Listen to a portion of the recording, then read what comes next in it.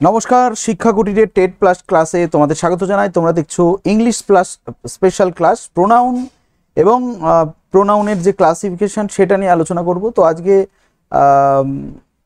পুরো বিস্তারিতভাবে প্রোনাউনটা আলোচনা করব। আমরা গতদিনকে যেটা আলোচনা করেছিলাম নাউন আলোচনা করেছিলাম, তো আজকে আমাদের আলোচনার বিষয় হচ্ছে প্রোনাউন। প্রোনাউন কাকে বলে এবং সেই সঙ্গে সঙ্গে প্রোনাউনের যে শ্রেণী বিভাজনগুলো রয়েছে সেগুলো আমরা এক এক করে পুঙ্খানুপুঙ্খভাবে আলোচনা করে নেব।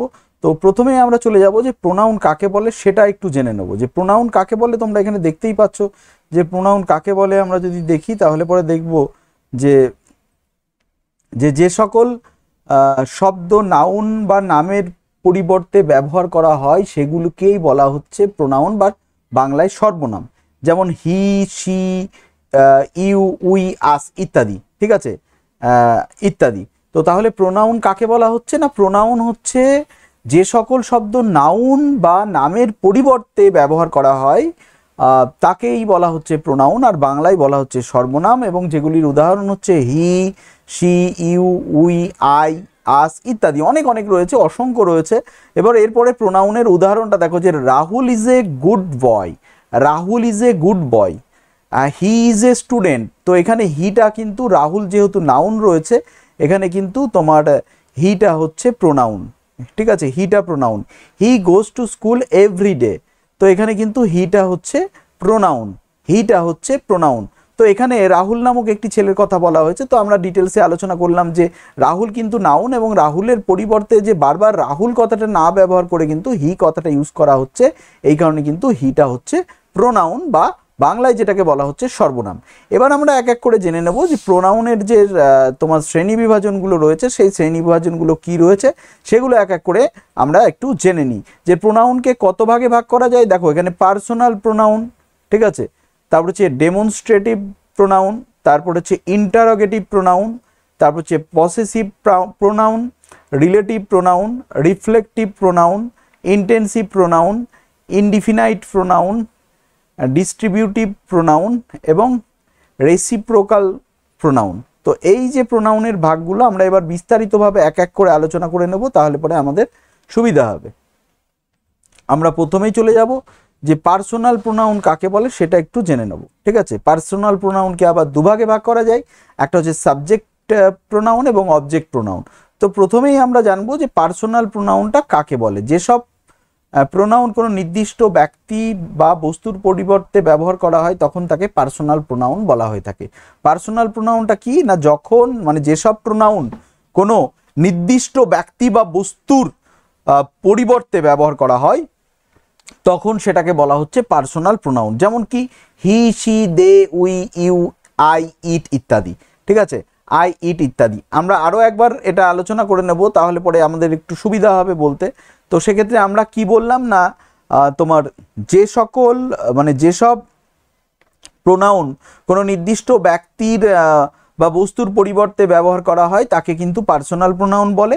যেমন এখানে রয়েছে হি, সি, দে, তারপর হচ্ছে উই, ইউ, আই, ইট ইত্যাদি। এবং উদাহরণ হিসাবে আমরা বলতে পারি, দেখো এখানে রয়েছে I am Rakesh, I am a boy, ঠিক আছে। তো রাকেশ হচ্ছে এখানে কিন্তু যে আই অ্যাম রাকেশ অর্থাৎ আমি রাকেশ এবং আমি একজন ছেলে। এখানে রাকেশ একটি ব্যক্তির, তার পরিবর্তে আই বসেছে, ঠিক আছে, এটি পার্সোনাল প্রোনাউন। তাহলে এখানে আইটা হচ্ছে পার্সোনাল প্রোনাউন। তারপর হচ্ছে ম্যান ইজ এ না Mina is a girl, she sings a song, এখানে মিনার পরিবর্তে কিন্তু সি বসেছে, তাহলে সি এখানে কিন্তু পার্সোনাল প্রোনাউন হচ্ছে। এবং এই পার্সোনাল প্রোনাউনকে কিন্তু আমরা দুভাগে ভাগ করতে পারি, একটা হচ্ছে সাবজেক্ট প্রোনাউন এবং আরেকটা হচ্ছে অবজেক্ট প্রোনাউন। সাবজেক্ট প্রোনাউন এবং আরেকটি হচ্ছে অবজেক্ট প্রোনাউন। তো এই দুটো ভাগে কিন্তু আমরা ভাগ করতে পারি। তো প্রথমে আমরা তাহলে পার্সোনাল প্রোনাউন কি সেটা আমরা একটু জেনে নিলাম, ঠিক আছে, যে পার্সোনাল প্রোনাউন কি সেটা একটু জেনে নিলাম আমরা।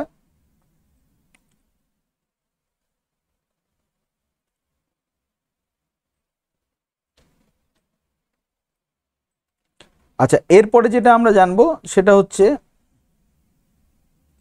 পার্সোনাল প্রোনাউনের যে ভাগ দুটো আমরা বললাম, যে দুটো ভাগের কথা আমরা বলেছি কিন্তু, ঠিক আছে, দুটো ভাগের কথা আমরা বলেছি। একটা হচ্ছে তোমার যেটা বললাম সেটা হচ্ছে সাবজেক্ট আর একটা হচ্ছে অবজেক্ট, একটা সাবজেক্ট একটা অবজেক্ট।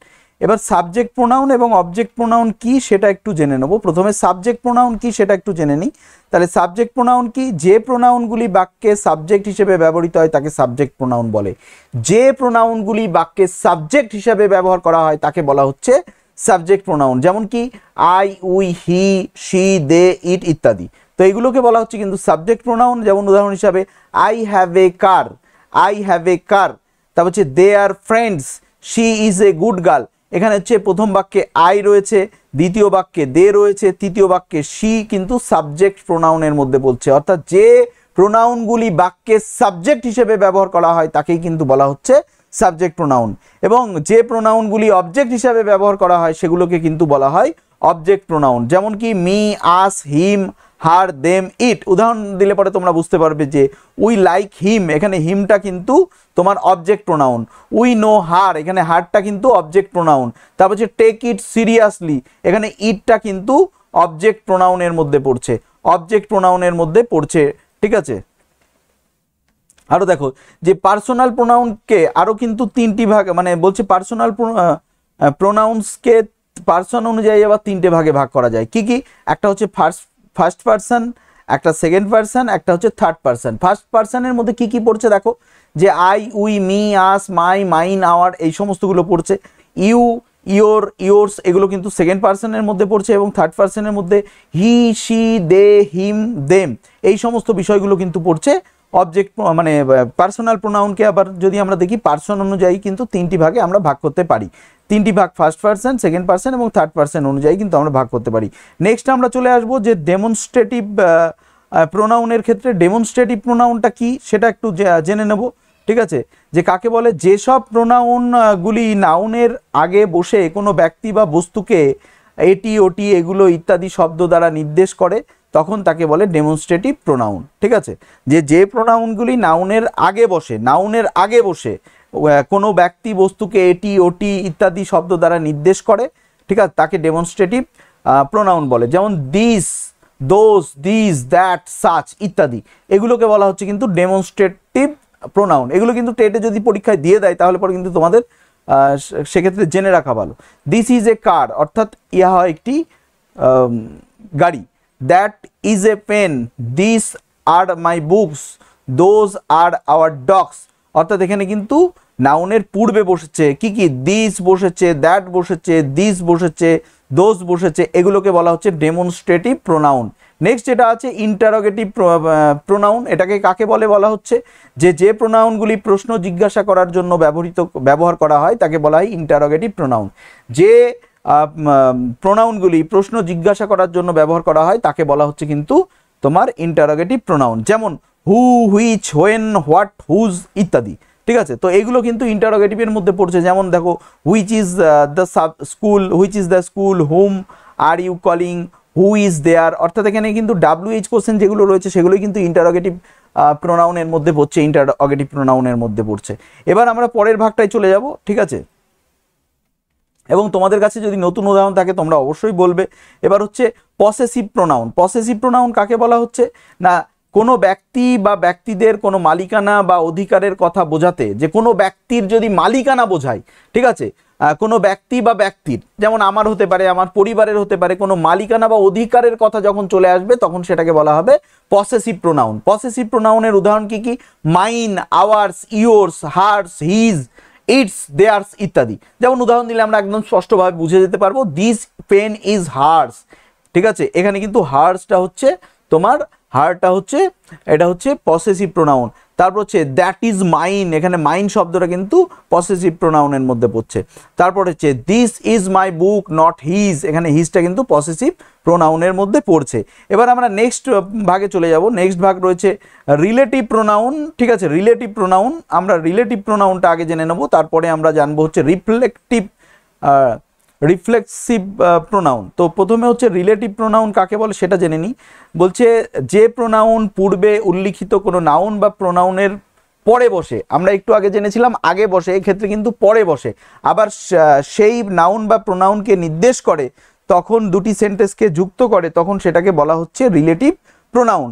অর্থাৎ এখানে হচ্ছে যে প্রোনাউন পূর্বে উল্লিখিত কোনো নাউন বা প্রোনাউনের পরে বসবে, ঠিক আছে, এবং দুটো বাক্যের সংযোগ সাধন করবে, যোগ করবে, তখন সেটাকে বলা হচ্ছে রিলেটিভ প্রোনাউন। যেমন হচ্ছে দ্যাট, হুইচ, হু, তা হচ্ছে হুম, হুজ, হোয়ার, হু, এই সমস্ত কিন্তু তোমার রিলেটিভ প্রোনাউনের মধ্যে পড়ছে। উদাহরণ দিলে আমরা আরো বিস্তারিতভাবে জানতে পারবো। যেমন this is the book that you gave me. তাহলে এখানে দেখো এইখানে রয়েছে তোমার নাউন রয়েছে, নাউনের পরে বসছে এখানে দ্যাট, ঠিক আছে। তারপরে দেখো the bag that I bought ইস্টারডে। তো এখানে দ্যাট, ব্যাগটা কিন্তু নাউন, ঠিক আছে, দ্যাটটা কিন্তু প্রোনাউন। আমরা আগেই বলেছি যে নাউন বা প্রোনাউনের পরে বসবে রিলেটিভ প্রোনাউন এবং দুটো শব্দের বা মানে দুটো বাক্যের মধ্যে একটা সংযোগ সাধন করবে, ঠিক আছে। তারপরে দেখো রয়েছে this is the place where I lived for 5 years. এখানে কিন্তু যে প্লেস রয়েছে নাউন এবং হোয়ারটা কিন্তু প্রোনাউন রয়েছে। এটা কি প্রোনাউন না রিলেটিভ প্রোনাউন। এইগুলো কিন্তু পুঙ্খানুপুঙ্খভাবে জানতে হবে, সেই কারণে আমরা আলাদা আলাদাভাবে ছোট ছোট করে ক্লাসগুলো করাচ্ছি। তারপর হচ্ছে রিফ্লেক্সিভ প্রোনাউন কাকে বলে? যে প্রোনাউন দ্বারা সাবজেক্ট অবজেক্ট একই ব্যক্তি বা বস্তুকে নির্দেশ করে তখন সেটাকে বলে রিফ্লেক্সিভ প্রোনাউন। অর্থাৎ সাবজেক্ট এবং অবজেক্ট একই ব্যক্তি বা বস্তুকে নির্দেশ যখন করবে। যেমন কি, যেমন I will did it my self, ঠিক আছে, হি কিল্ড হিমসেলফ, ঠিক আছে, সে নিজেই কিন্তু মেরে দিল। তো এখানে কিন্তু হিমসেলফ রয়েছে, মাই সেলফ রয়েছে, ঠিক আছে, দেম সেলফ রয়েছে। এগুলো কিন্তু সবই কিন্তু রিফ্লেক্সিভ প্রোনাউনের উদাহরণ। এগুলো সবই কিন্তু রিফ্লেক্সিভ প্রোনাউনের উদাহরণ। নেক্সট আমরা যেটা পড়বো সেটা হচ্ছে intensive pronoun. Intensive pronoun, intensive pronoun কাকে বলে? যে দেখে নাও ইন্টেন্সিভ প্রোনাউন কাকে বলে। বলছে যে সকল প্রোনাউনগুলি অন্য কোনো নাউন বা প্রোনাউনের ওপর গুরুত্ব প্রদান করার জন্য ব্যবহৃত হয়। যে আবার ভালো করে শোনো, যে সকল প্রোনাউনগুলি অন্য কোনো নাউন বা প্রোনাউনের ওপর গুরুত্ব প্রদানের জন্য ব্যবহার করা হয় তাদেরকে বলে ইন্টেন্সিভ প্রোনাউন। যেমন রিফ্লেক্সিভ এবং ইন্টেন্সিভ প্রোনাউন দেখতে একই রকম কিন্তু এক্ষেত্রে, কারণ আমরা রিফ্লেক্সিভ কাকে বলে একটু আগেই জেনেছি, ঠিক আছে। হ্যাঁ, দুটোর মধ্যে মেলবন্ধন করছে, ঠিক আছে, এবং নাউন বা প্রোনাউনের পরে বসছে রিফ্লেক্সিভের ক্ষেত্রে। তো ইন্টেন্সিভটাও কিন্তু অনেকটা একই রকম, যে এখানে বলছে যে সকল প্রোনাউনগুলি অন্য কোনো নাউন বা প্রোনাউনের ওপর গুরুত্ব প্রদান করার জন্য বসে, ঠিক আছে। এবং বলছে যে কিন্তু ইন্টেন্সিভ প্রোনাউন বাক্যে অবজেক্ট হিসাবে ব্যবহৃত হয় না, এটা কিন্তু সাবজেক্ট হিসাবে ব্যবহৃত হয়, অবজেক্ট হিসাবে ব্যবহৃত হয় না। যেমন himself, my self, her self, them self. এক কথায় বাক্যের ব্যবহার অনুযায়ী কিন্তু এটা আমাদের বুঝে নিতে হবে যে কোনটা রিফ্লেক্সিভ হবে আর কোনটা ইন্টেন্সিভ হবে। যেমন দেখো Raju open the door himself, নিজেই খুললো, ঠিক আছে। তো এখানে যখন মানে নাউন বা প্রোনাউনের গুরুত্ব বোঝাচ্ছে যে রাজু নিজেই খুললো, ঠিক আছে, রাজুর গুরুত্ব এখানে বোঝাচ্ছে, সেই কারণে কিন্তু এটাকে বলা হচ্ছে ইন্টেন্সিভ প্রোনাউন। তারপর হচ্ছে I clean my room my self, অর্থাৎ আমি নিজেই আমার নিজের রুমটাকে পরিষ্কার করলাম। এখানে কি নাউনটা কি, নাউনটা হচ্ছে এখানে প্রোনাউনটা আই, তাহলে আয়ের গুরুত্বটাকে বোঝাচ্ছে, সেই কারণে এখানে কিন্তু ইন্টেন্সিভ। তার মানে মাইসেলফ হলেই কিন্তু তোমার হচ্ছে রিফ্লেক্সিভ হবে না, ঠিক আছে। তো সেটা কিন্তু বাক্যের গঠন অনুযায়ী হবে যে কোনটা রিফ্লেক্সিভ হবে কোনটা ইন্টেন্সিভ হবে, ঠিক আছে। তো আশা করি বোঝাতে পারলাম। নেক্সট আমরা চলে যাব, পরের ভাগটাতে চলে যাব। Indefinite pronoun.